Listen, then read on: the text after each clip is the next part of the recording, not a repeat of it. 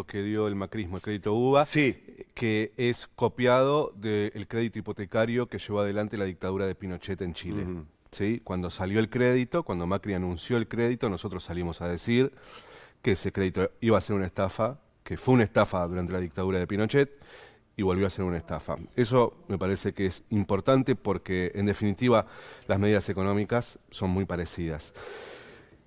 Y con los alquileres, yo creo que también es bueno recordar que la dictadura argentina desreguló el precio de los alquileres, que hasta la dictadura quien decidía cuánto podía aumentar el precio del alquiler era el Estado Nacional, que hasta la dictadura, hasta la última dictadura, las viviendas eran en pesos, el suelo se vendía en pesos, y que a partir de Videla y de Martínez de Oz en el 77, todas las viviendas están dolarizadas, y eso constituye, creo yo, la columna vertebral de la crisis habitacional en Argentina, de una medida que no se pudo reparar de la dictadura, y que creo que debería ser el debate central. Como no lo es, se debate la ley de alquileres, que efectivamente fue una ley que de alguna manera recuperó la posibilidad de que el Estado regule el precio de los alquileres, que también generó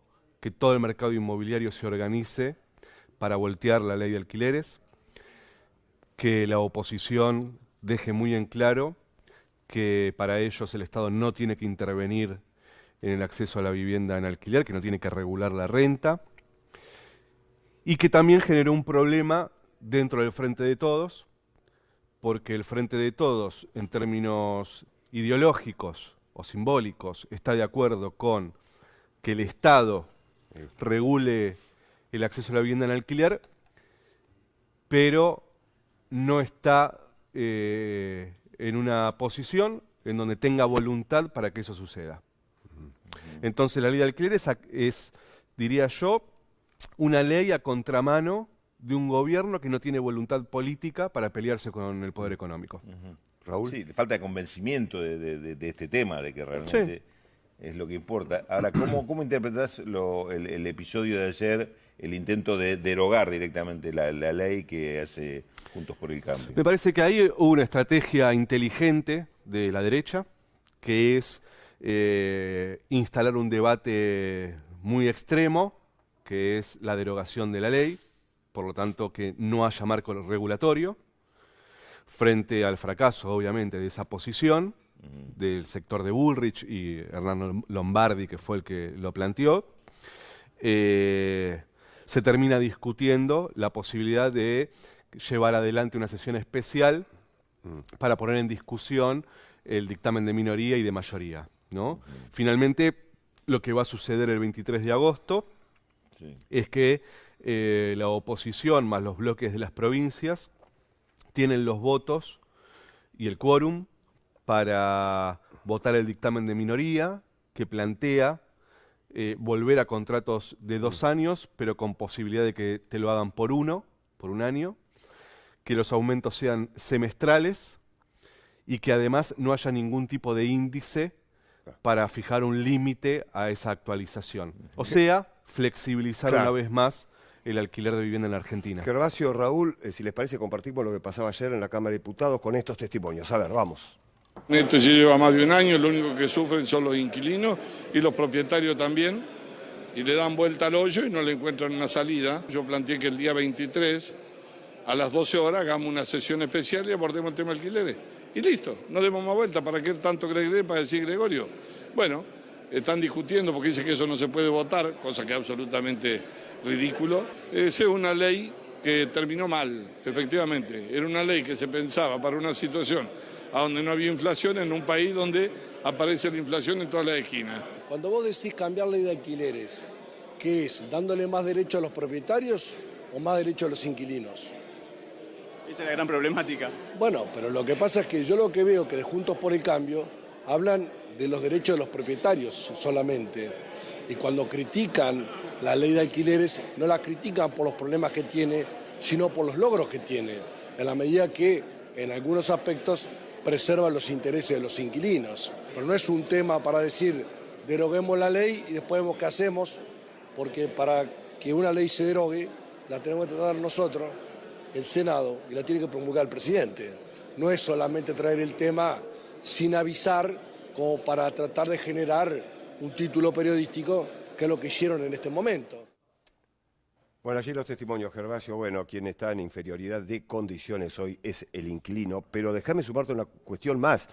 También está en inferioridad de condiciones quien quiera alquilar también. Quien quiera alquilar... Las dos situaciones, ¿no? Quien quiera alquilar, porque primero no hay vivienda, y si quieren alquilar, los precios son desorbitantes, ¿no? Decís el inquilino a la hora de claro, buscar una vivienda. Claro, quien está pensando en alquilar o buscar una vivienda, digo, las dos situaciones, quien está alquilando... sí, y quien está buscando una vivienda para vivir con su familia, por supuesto, por eso, para alquilar, digo, totalmente, una por situación eso, realmente complicada, ¿no? Por eso es tan importante tener plazos de contrato de alquiler largos. Claro. ¿No? Porque en definitiva lo que se está discutiendo, digo, más allá de las vueltas y de algunos rulos discursivos, es que lo que se está discutiendo es cuánto tiene que salir el precio del alquiler. Pasa por ahí. Sí, es barato y los inquilinos lo podemos pagar, o es caro y los propietarios tienen más ganancia, punto. Después, todo el biribiri del Congreso. Yo lo que creo es que si se modifica la ley actual, va a ser muy difícil que volvamos a tener una regulación por parte del Estado de las condiciones de acceso a la vivienda en alquiler.